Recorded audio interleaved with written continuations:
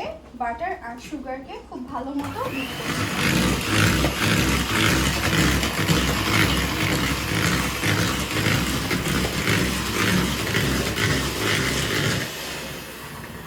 যখন আমাদের মিক্সচারটা এরকম সুন্দর ক্রিমি হয়ে আসবে, আমরা অল্প অল্প করে এখানে ডিম দিব, একবারেই সব দিব না, অল্প একটু দিব। এবং এই ক্ষেত্রে অবশ্যই স্পিড থাকবে 1-এ, হাই স্পিডে এটা মিশাবে না।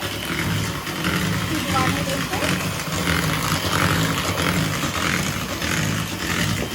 সুন্দর মতো মিশাবো। খুব বেশি সময় ধরে বিট করা যাবে না। এরকম করে আমি পুরা ব্যাটারটাকে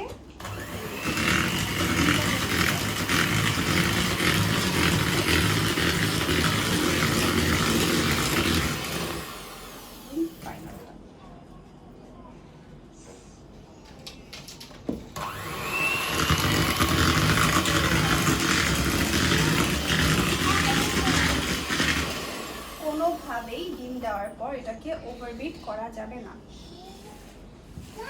জাস্ট সাইড থেকে একটু স্ক্র্যাপ করে লাস্টে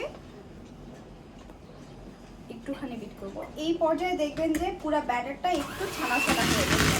এটা দেখে আমরা অনেকেই প্যানিক হয়ে যায় যে আমরা এরকম ছানা ছানা হলো কেন, কারণ